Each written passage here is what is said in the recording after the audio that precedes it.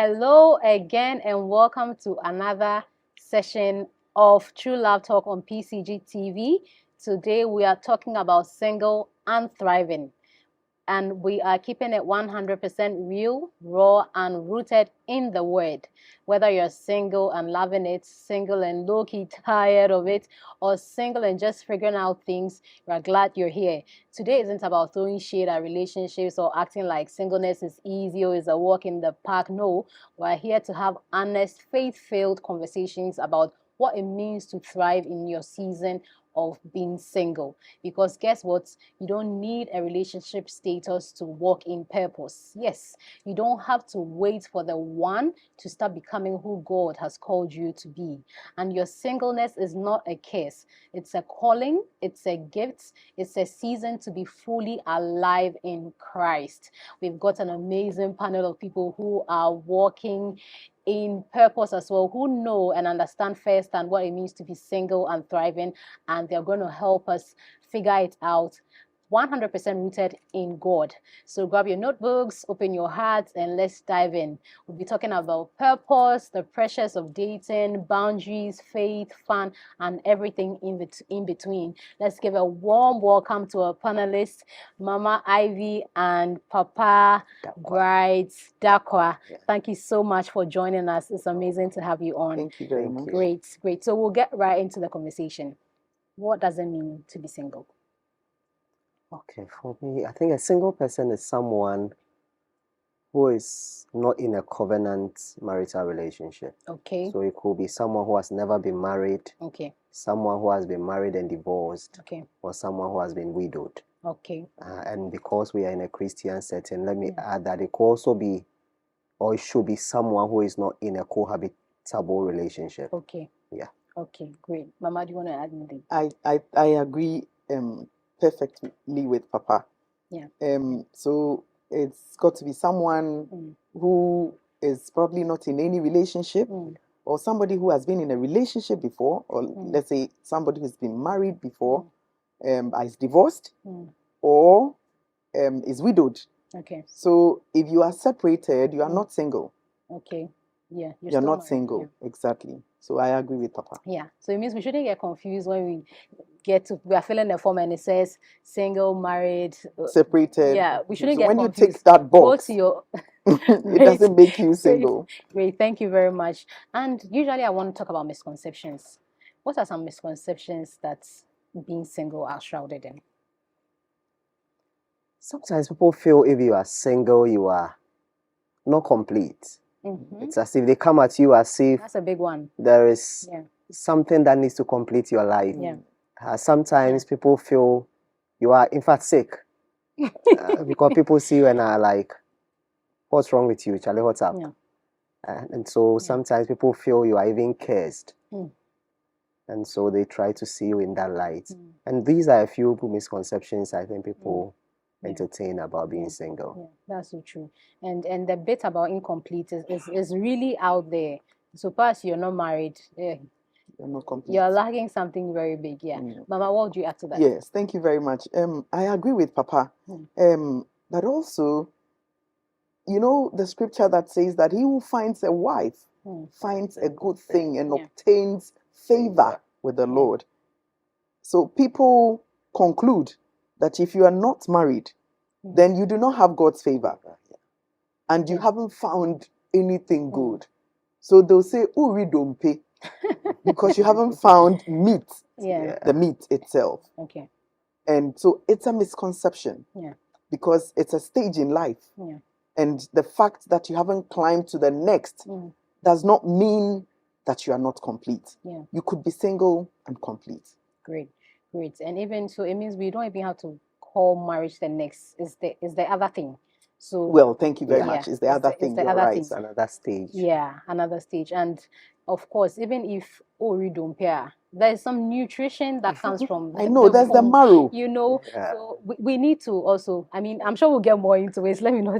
Yeah. So I want to go on. Yes, we talked about misconceptions. And if you're there and you've heard this, you need to start knowing that, look, there's a good place and we're getting there. And Mama, I would like to start with you for this one as a counselor, because I'm sure you experience these things all the time, and you've had to deal with some of these things, and to you as well, Papa, because ministers, you have to deal with all these things. So what should the mindset of a single person be? Because the world is telling you that you're single, you're incomplete, you're single, like, look, you're missing out on something really great. But what should your mindset be as a single person? So, like we have said, God works with times and seasons. There is time for everything. I mean, today you are single. Yeah. But you have to understand that even in your singleness or singlehood, you are still complete. Yeah. There's a lot you can achieve at this stage. Okay. Not to talk of the freedom that comes with being single. I mean a whole lot. Yeah. So you could be single. You should have a positive mindset. Okay. Because it is not the end of you. The fact that you are alone and may not have a husband does not negate you to nothing. There are people who are single, without husbands, but have other things that they associate with. You probably in a situation where you do not have a husband, but you are engaged in education, and it keeps you so busy that you're not even feeling it. It is positive, and it will help you, to shaping yourself in a positive direction. So you have to have a positive mindset. You don't have to feel incomplete, because it's just a stage in life. And there's another stage that you could move on to. But until then, you are single, you are still complete. Great, Papa. In addition to mindset, would you say that being single is a blessing? Being single can be a blessing. Like Mama was saying, you see, the mindset is very important because it helps you enjoy that state of life and live it well. Because like Mama was saying, if you appreciate that it's a state of life and I'm complete, then you dwell in that completeness and you are able to thrive therein. So it doesn't cause you to be in that state trying to live another life and deny yourself this one. When you accept that state that you are complete, then just as any stage of life, we prepare for the next phase. Then you can be in a right position to prepare for whatever next thing God has for you. Great. So being single is not a curse. Not at all. Not It's a at blessing. all.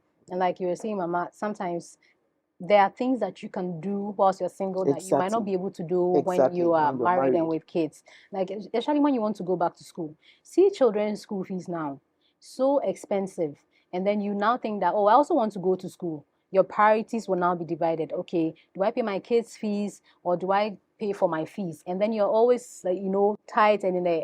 So being single is actually a time that you can enjoy and do all these things. Sometimes you want to go somewhere, you want somebody to leave your kids with, or you want to take a vacation or something. You now have to think, okay, I have to cook and leave something at home, or so it becomes a lot as compared to when you're single. You're not married, you don't have children depending on you, you don't have a husband or a wife waiting for you. You're free to do a lot of things. And sometimes I think mindset, we don't see these things, we're only seeing it as, I don't have this.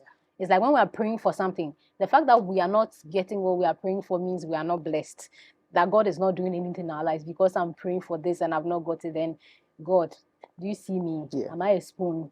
Am I a lizard on the wall? But really, other things, you have other things going for you. And so sometimes we need to focus on that. Yes. In fact, Lydia, I think that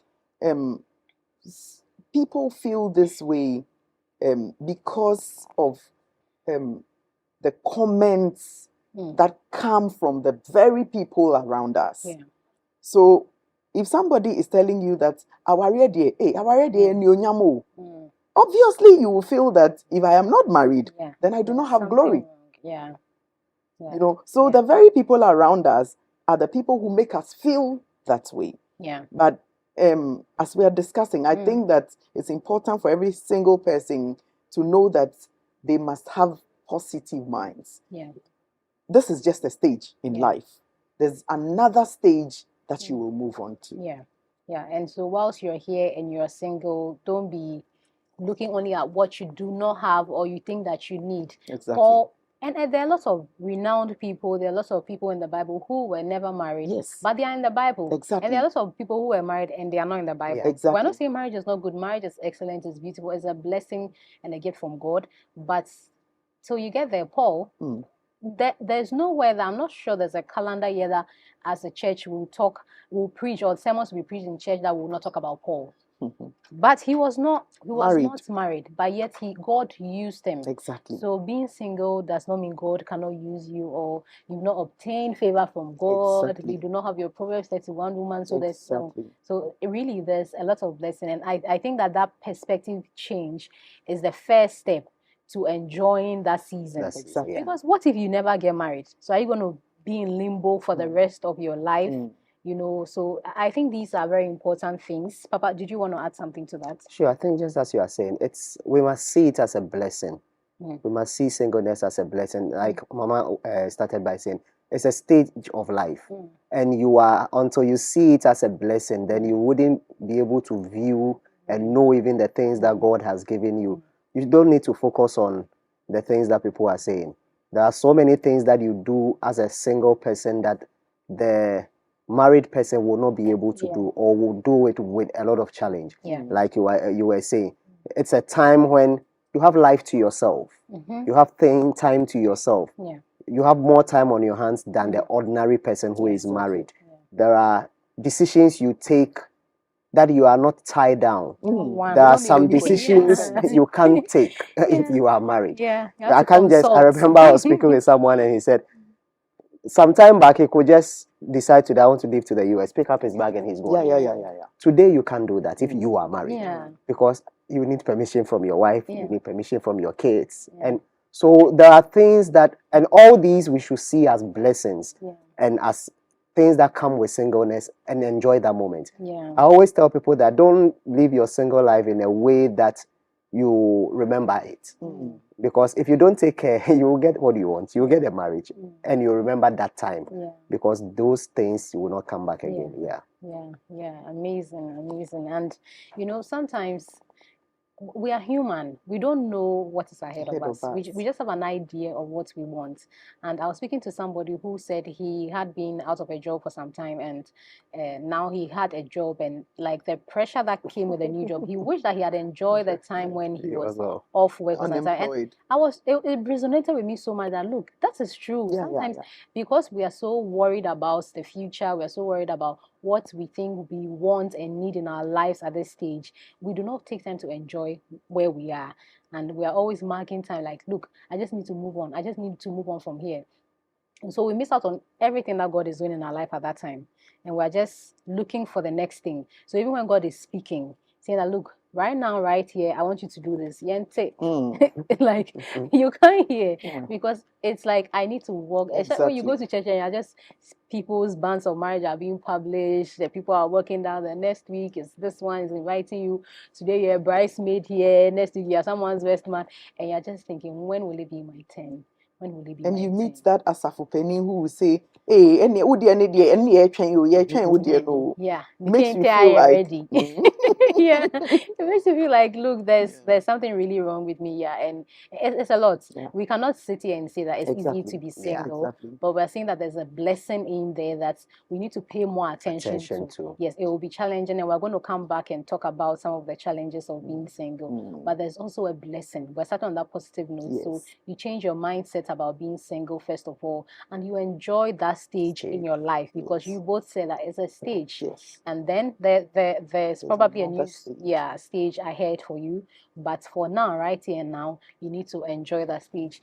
Hi people, we are talking to Mama Ivy and Reverend Bright Dankwa, and we are talking about single and thriving. Yes, we know it's hard to be single sometimes. There are things that come with this and all that, but we're also saying that there's a blessing in there. It's a gift from God to be single, because there's so much you can do in that stage and in that time when you're single. So take time to enjoy, take time to do things for yourself, and then when you move or when things change, by God's grace, you would enjoy the next stage as well, or the other stage as well. We don't want to call it next stage. We will take a short break here. When we come back, we'll continue the conversation.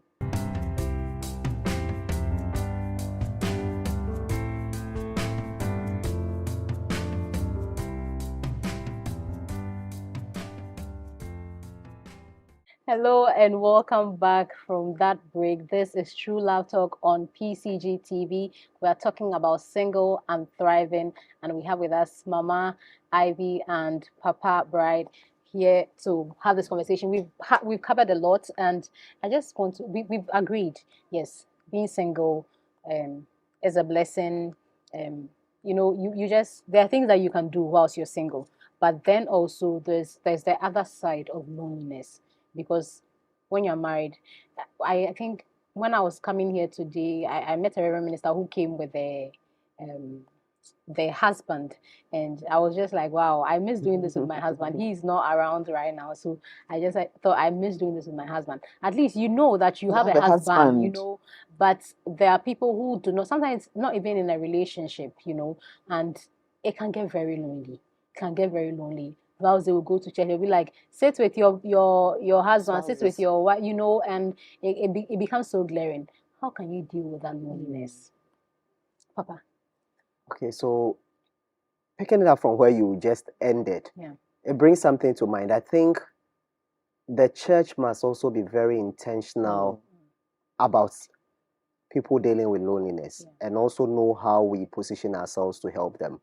Because, like you are saying, sometimes we do these things unintentionally and not being conscious of the fact that there are people in there who are not in that class we are trying to put them into.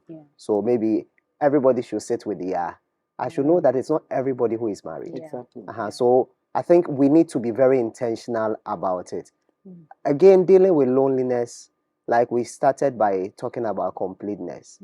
I think another thing we can do is that if you are not married or if you are single, then you need to be, after seeing yourself as someone who is complete, now see yourself in the light of how God sees you. Because, like we said, one of the things that people think is that you are not well. There's something wrong with you. You are not complete. So if I might try to see myself in the light of how God sees me, when I see myself in that light, then now I can pursue the agenda of God for my life. So then, now live life. Chase your goals. If you are not single, like we said, it's one aspect of life. If that one is not there, what are the things that are there that I have on my table? Let me pursue those things to the highest level that I can. So get active, get involved in things. Don't isolate yourself. The more you isolate yourself, then you are making that state of loneliness very prominent. So get involved in things, get active, chase dreams, get involved in church stuff, social things with people, get yourself busy. And sometimes it takes away some of those moments. I like what you said about getting involved in things and then don't isolate yourself, because it's very tempting to feel like if I go to church on Vows Day or whatever day where these things are done, it will be so glaring. Mother's Day, Father's Day, it's like sit with your family or we're having a family day out or something. But the moment you start going into that place, you start getting into a dark place, and the devil will capitalize on it, because it's like, oh, it really gets to you. You are not seeing yourself in the image of God. God has made you, and He sees you as complete. He sees you as His son or daughter, and He says that he looked at Adam and said that he looked at what He had created and said that it was good.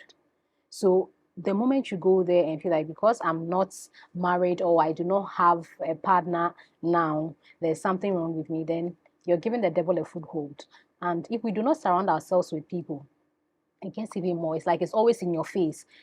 Because you're not married. There might be another friend who is also not married. Why don't you pair up when it comes to sitting together in church? Because the church can also not say that because of we are also not going to celebrate people who are married or who have partners and all that. And sometimes even the single people, like you said at the beginning, it's not only people who have never been married or never been. Sometimes they are widowed. Sometimes they are divorced. So all these stages coming in, every stage can come with its own challenges. But if you don't deal with it head on, if you don't surround yourself with people, if you don't remind yourself of who God has called you to be or what that God has created you in His image, it becomes a challenge. Mama, I'm not taking the wind out of the sail. Please add your voice to this. Yes. And as a counselor, so I'm sure you have to deal with this a lot. So, to be honest, we're not saying it is not a difficult place to be. Yeah. It is indeed a difficult place to be, irrespective of the category. Yeah. Remember that in the beginning, we mentioned the categories. So you could be someone who is never been married, or you've been married before and you are divorced, or you're widowed. You know, you fall into one of the categories. And they are all very difficult places to be. However, there are people who are married, and the kind of lives they are living, you cannot even place them under married. They are very, because very single. Though they are married, they are single. Because there's no intimacy in the marriage. There's no communication. In fact, you won't even call that marriage. Yet they are married. There is, there's no bond between this couple. Now compare yourself to this particular category of married. People who are married and yet there's nothing that shows they are married. For instance, I met this young lady and she called and said she was coming to me. And then I said, oh, okay, is your husband not home? Then she said, I don't even know. And I said, where are you? She said, I'm home. I said, I'm asking whether your husband is at home. She said, Auntie Ivy, I don't know. Like, you don't know? I said, okay, come over. So when she came, then I said, did you say you don't know whether your husband? She said, yes. I didn't understand the response to that question. So what do you mean you don't know? She said, well, he doesn't tell me when he's going out. Neither do I tell him. So whether he's home or not, I don't know. And I don't care. Like, what? But you could be a single person and then you sit somewhere and envy somebody who is married. They are married, but they are not married. So dealing with your loneliness. I mean, sometimes when you compare yourself to such situations, they will help you. Because you will know that even though you are single, at least you are thriving. You are able to do things. You are able to face situations head on. You are able to chase your goals and what have you. Unlike people who are married and yet they are living as though they are singles. So it's a difficult place to be. We are not ruling that out at all, but we are only saying that you can still make the best out of that situation. Do not allow that situation to put you in such a dark place that you don't even see any light at the end of the tunnel, because obviously there is light at the end of the tunnel. Great. Thank you very much. So I want to move to this next question, and it's a very important one for me because I remember one time, 31st night in church, we were counting money after offertory, and one person older walked in and said to a gentleman with us who was not married that, hey, they be ame hu na o shempa bofofo inti enunti na o person be worry nana. And I was like, what's the correlation? And he said, if you get money, if you spend your money on marriage and you are married and you have responsibilities, you not be spending that money to be changing your shoes. And it was to a guy, a man to another man. And I was so shocked. And I was like, how do people come to this point and think that because you are not married or because you do not have a partner, you cannot even live your life? So how can single people still walk in purpose without like putting their life on hold and look, I'm waiting for a partner? Because tongues are going to wag. People are just going to have certain views. There are people who tell you that life dodo or the school so you now worry, those comments will come in and day out. But how can you, without waiting for a partner, still walk in your will, in God's will for your life? Yeah, Papa, we'll start with you. Okay. So I think we've said a lot in that regard already. See, it starts with closing your, like I said, walking in purpose.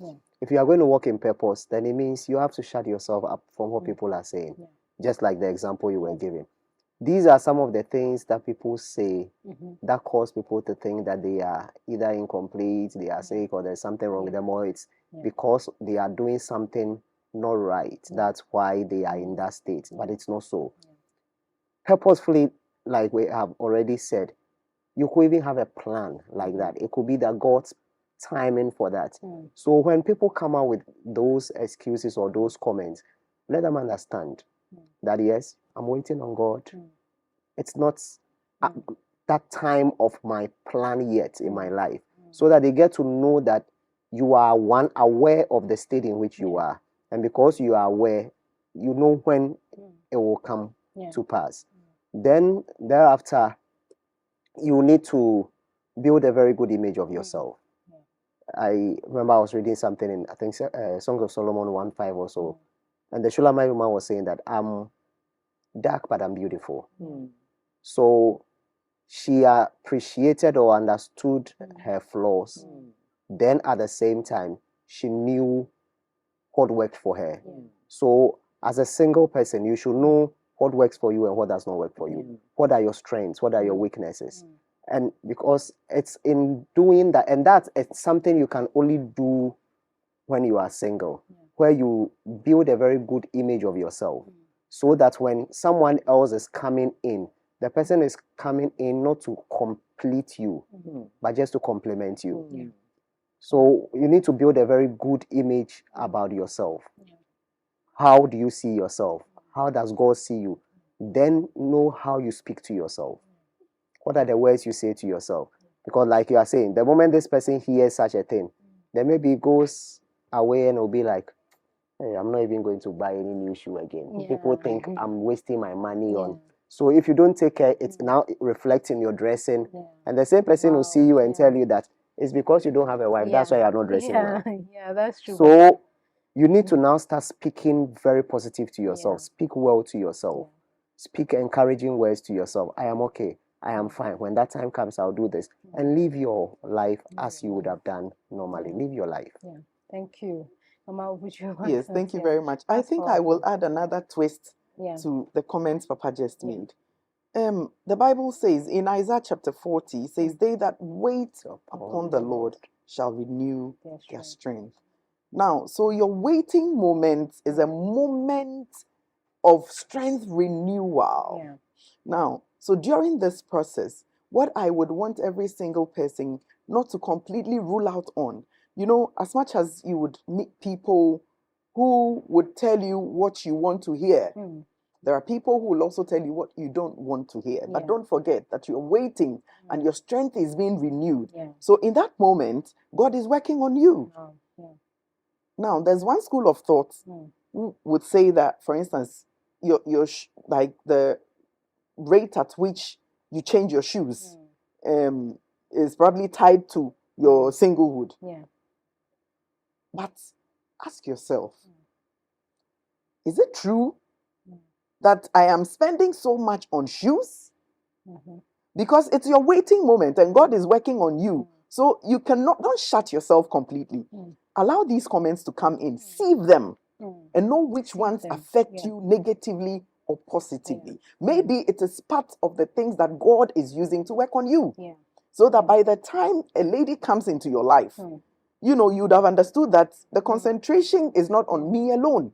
There's another person I have to consider in my purchasing. So anytime I am purchasing, I'm either purchasing for myself and her, or let's, keep this money for another assignment in the future. So do not shut yourself up completely. Take all the comments, but sieve them. Again, I would want to consider management of the comments. Some of the comments must be managed properly. So we are different people because of individual differences. So I might, make a comment that Papa Dakwa, would not feel anything. But I must say the same thing to Lydia. And for the rest of my life, I would have to render apologies. Why? It's not because Lydia is petty, but it's because they are two different people. Now, there are people you must manage in your life. So they come with the comments you don't want to hear. However, the way they say it, would arouse some anger in you. Yeah. What Mama, do you let's do? hold that thought. We'll take a quick break. When we come back, we'll take it from there.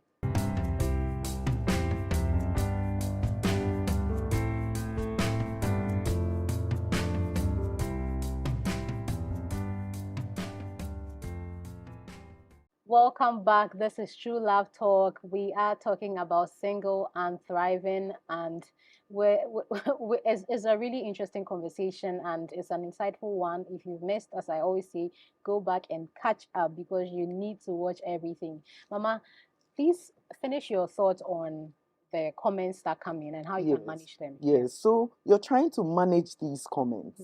And so, for instance, somebody tells you, but they say it in a way that, get to you. Yeah. It's probably an adult talking to somebody like a son. So you don't shut them up, but you find a way of managing it. Yeah. Mama, this comment here, let's talk about it another time. It's a way of shutting them up. But you didn't do it, in a way that they will feel insulted. Yeah. But these are comments that you're trying to manage as a person, because this is a moment in your life where God is working on you for the future. Okay, great.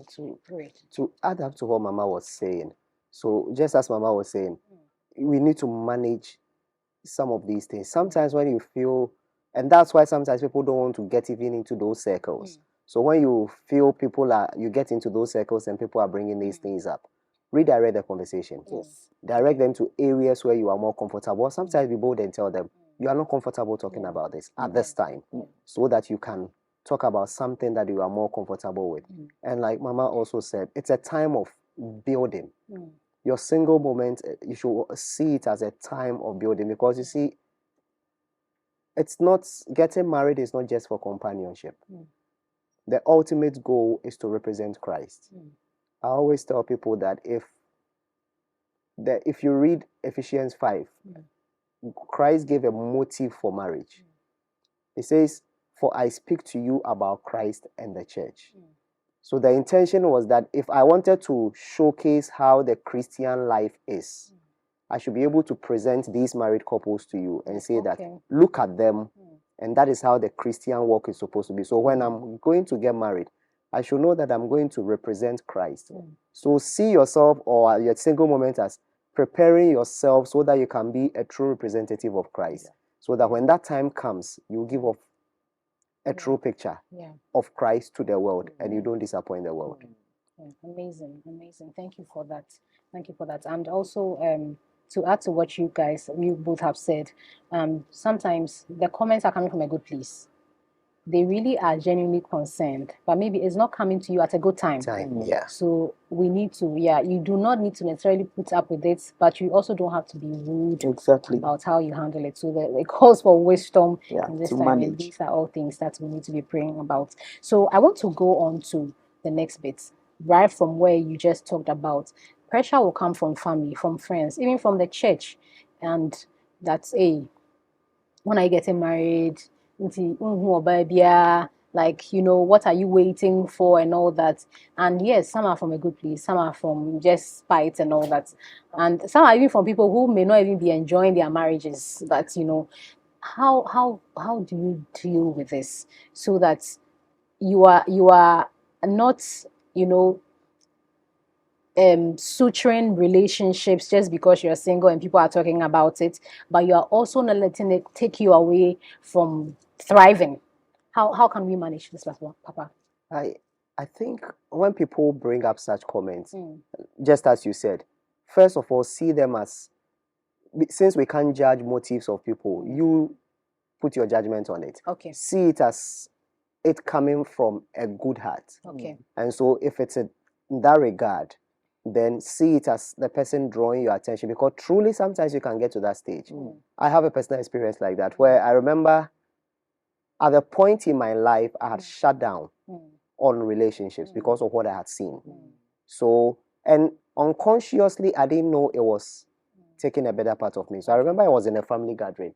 Then an auntie approached and was like, "Yeah, I saw everybody come with Someone, what about you? The first time we had a gathering, I didn't really take it seriously. I think there was another gathering. She brought it up again. It was then that I saw that it looks as if I'm not giving this thing attention. So I actually spoke with her, but it was then I realized that I was actually closing myself up to relationships at all, because I think there was an image I had seen, and I was scared, but I didn't have anyone to talk to. So that conversation actually is what brought up the whole thing about, okay, let me reconsider this thing and see if it's good. So that was what opened me up. So like I'm saying, sometimes it could be coming from a genuine heart. So accept it, assess yourself with it. Is it, like we are saying, are you single because you are holding back? Are you single because it's not time? Are you single because it's just not God's purpose for you? Is it because, like the Bible says, we are all not created to even marry in the first place? So for all you know, you have discovered that it's not God's purpose for you to even be married. So if that is it, then you can nicely tell the person, oh, this and this and this is the reason, or give an excuse, or give a reason why you are, or take what the person has said and reconsider your own life. If you feel it's something that is something you can work on to improve, or if there is something you need, sometimes it might even be help you need. Because genuinely, sometimes it could also be because of an excuse you are making, or because of a state in which you are. So that then when that conversation comes up, you jump on it, and someone can also help you solve that problem. Great, Mama. I think Papa has touched on most of the things I would have talked about. But let me add communication to it. So we are not angels. We are humans. And therefore we are limited. We could have problems. We could be confronted with challenges. If we don't talk about it, we will wallow in grief. I was addressing a couple, and this young man was eavesdropping. I didn't notice. But after the conversation, I was going to sit in my car. Then he came and said, "Hey, Mama, now, worry, now.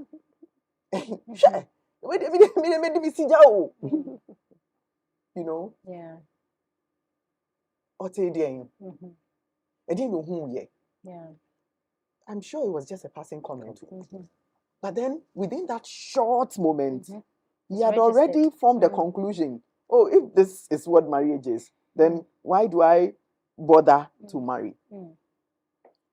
If you do not tell another person, nobody would know that you have formed this conclusion. And so you could have this problem, and you could live with it for the rest of your life. Probably you are not called to be single, like Paul. But because of what you heard, do you understand? So you could shortchange your own self just by not communicating. It is important for us to communicate. Whether we are single or we are married, communication is important. And so, because you must communicate, try and build trust. Find somebody you can rely on. Somebody you can be truthful with. Because there's something that you want to disclose, but you must be comfortable with the person. And so, you know, in working on yourself, in your waiting moment, try and fish somebody out. It could be a couple. It could be a single person. It could even be an osofo. You know, find somebody and confide in the person. It will help you. Okay. So, Mama, and this question stems from something that Papa said. Are single people, or sometimes when we are single, do we get too comfortable? You know, when you're single, I remember when I get home, whether I'll eat or not, it's up to me. I'll just make some quick noodles and eat or drink tea. But you're married now, you need to check, oh, Nana, today what are we eating, or we've agreed. So when you get home, you have to get it ready, or Saturday you have to wake up, and Saturday you just want to sleep, but now you have to wake up, and sometimes we can get very comfortable with that. Is it the case that is where some people are, that they are single by choice because they do not want to bother with the commitment or the responsibility that comes with marriage? That can be very true. It can be very, very true, because just as you are saying, sometimes people begin to enjoy and now overly enjoy that. Yeah. So if you have not assessed yourself, like we started from the beginning, and know that, you see, we are living life not to please ourselves. Yeah. We are living to please God first and foremost, before our own interest comes in. So if it is God's will for me to be married, and I'm not married, or I'm not making efforts to get married, then I'm being selfish. In the same way, if it is God's will for me to not be married, if I'm an eunuch, and I rush into it, I'm being selfish. So whichever way, you can fall out of place with God, whether married or single. Okay. So the starting point is, what is God's purpose for me? Yeah. So if God's purpose for me is to be married, then if I'm overly enjoying my singlehood, I know I'm failing at the point. Then I can begin to start that conversation. Sometimes also, people are actually using that as a cover-up. I remember I watched a movie recently, and the gentleman's friend will always walk to his room and be like, Charlie, what's up? When are you getting a woman? He said, you know my problem. Apparently, the guy was impotent. He had had an accident, and it affected him. So he didn't want to get into any relationship, because to him, I'm going to bother someone. And his friend kept on counseling him that it's not all that marriage is about. And for all you know, that could even be the reason why you could heal. So at that point, he opened himself up to a relationship. Even though he hated it, later on he came out. And it was that same lady who helped him heal. So sometimes in that state, even in our singleness, it brings us to another point. It's a time to heal. Because some people, like we are saying, might be shying away from or enjoying their singlehood because of, or singleness because of something they might have seen, an impression they have formed that they are not even aware. Like Mama said, the gentleman who came to Mama was just looking for an affirmation to remain like that. So the moment he heard that, he thinks, I can jump on this. Already he had made up his mind. Then now he has something to cling on to. So you speak to this person deeply and you'll be like, oh, and that's when people begin to form opinions. Oh, all marriages are bad. All marriages are not. So we need to do all these assessments with ourselves. Internally, see what is really fueling you enjoying that state. Is it out of purpose? Or is it out of a reason? If it's out of purpose, fine. Then we won't force you, because like we have said, it's also a part of life. But if it's not out of purpose, and it's either something causing you to run away from, it's a problem, then you need to speak about it and find solutions to it. Bath at night, so then you know you are being lazy. Mama Ivy, please, what would you have to say? Yes, thank you very much. Yes, I agree 100% with Papa. I think that another aspect that we should consider here is the fact that, in fact, Papa has talked about it, is the fact that people, because people are different, people have different reasons for what they do. And of course, the state in which they are. So sometimes the comments that come from the very people around us must be seasoned. Okay. For instance, if I am impotent, I know myself, and I know that I cannot get married or hook on to a lady because of the state in which I am. But these are very difficult conversations to have. And so I'm keeping it to myself.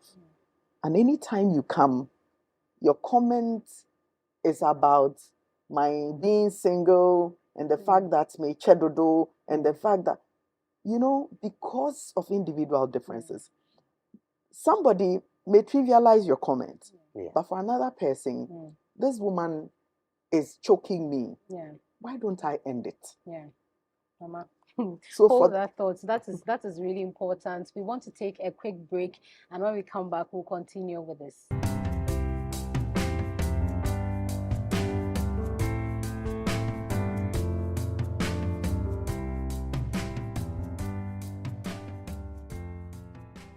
Hello and welcome back. This is PCG TV and you're watching True Love Talk.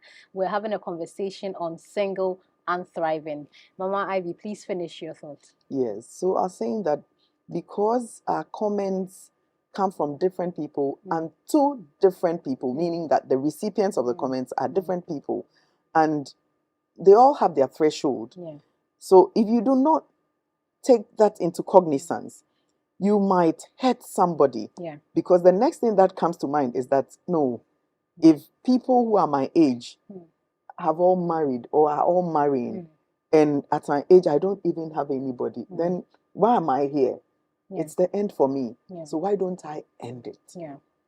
Now, we have to be very careful when we are dealing with people because everybody is not the same. Yeah.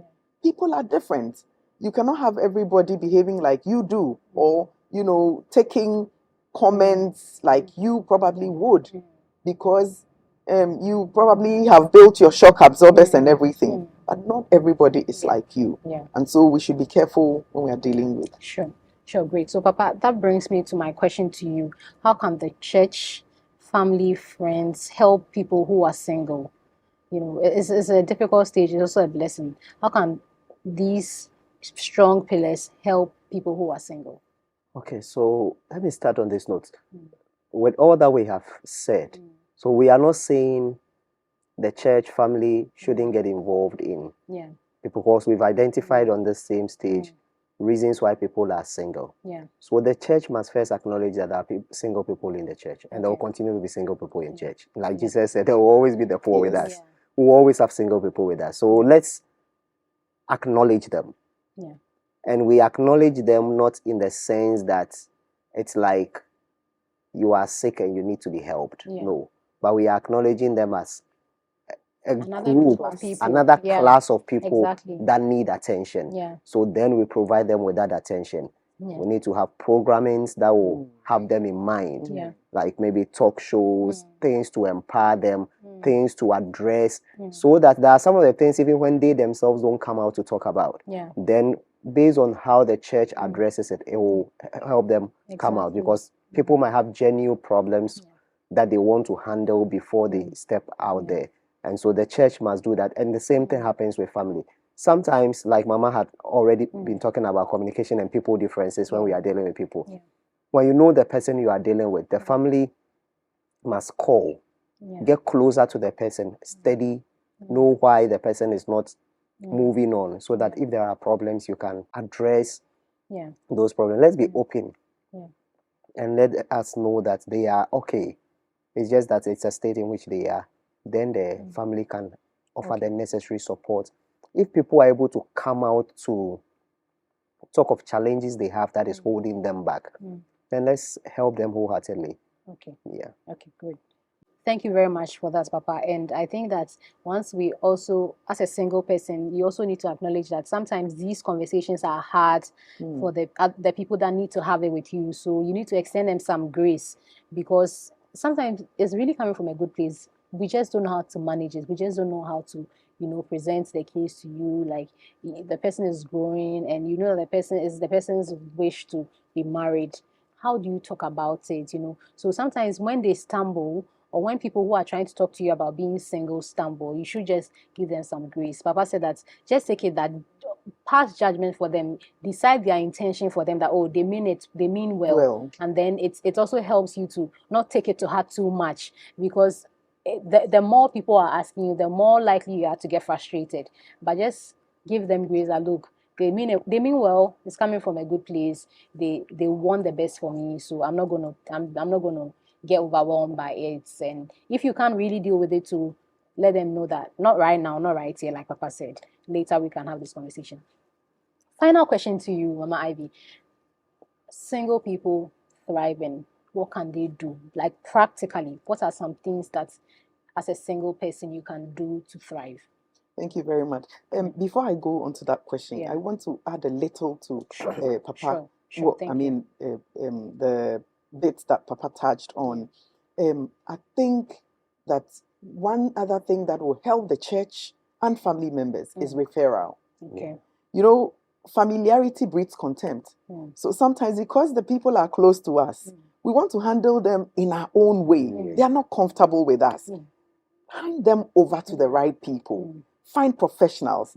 Find people who have the expertise in that area and hand them over to them. Let them help them to build their lives. Great. Thank you. Great. But coming on to my question, how can single people thrive? First of all, look, you can only help yourself when you know yourself better. So you must know who you are. Okay. Knowing who you are, includes knowing your strengths, your weaknesses, knowing your likes, your dislikes, and everything. Because that is how you can discover who you are. Now, when you have known who you are, know your temperament. It's important because you can't know another person's temperament and refuse to know yours. Who are you? What is your worth? Know who you are. Again, what is your purpose in life? So, like Papa said, if you are creative, you are called to be single, and you force yourself into marriage, you will fail, because that is not where you are supposed to belong. Now, so when you have known your purpose, you know who you are. What are the things that make you happy? Like we said, this is a stage, but it is not your end. At this stage, what are the things that make me happy? You cannot come and condemn me because I have gone to the spa. It makes me happy. It makes me feel good. I may not have a husband to massage me, but I have money to go and pay at the spa for the same massage. Ask the married women. Some of the husbands are poor. They don't even know how to massage. Do you understand? So they are still paying the spas to do that. And so do the things that make you happy. You like going shopping, do it. It's important that you understand also that you do not know it all. Because if you belong to this class, you don't know what the other class entails. And so it's important to, as it were, prepare yourself for that class. How do you prepare yourself? Join talk shows, join programs, educative programs. When you hear that this church is organizing a singles program and you have the time and you have the means to join, join. There's nothing wrong with it. After all, the white man says knowledge is power. It is when you know that you are able to empower yourself. So it's important to prepare yourself and build yourself up in all these areas. Now, so you know yourself, you know your purpose in life. You are doing the things that will make you happy. Now you are building yourself in such a way, that that will help you for your, for the next class, if you ask me. I mean, for another class, should there be an opportunity for you? Now, remember, in Proverbs chapter 31, where the Bible talks about the virtuous woman, the Bible says that the virtuous woman, she discovered a land. She bought it, even without the consent of her husband. How much more you who are single? Do the things, invest in things that will help your future. Don't wait for the lady to come into your life. Don't wait for the man to come into your life before you start saving, before you start investing, in things that will help your own future. You can do them when you are single. In fact, it is when you are single that you can even do better. Because in that case, your earnings come to you. You don't render accounts to anybody. You don't compare it to anybody. You are able to manage it according to what you receive. And so you can do all these practical things and will help you. Great. Thank you very much.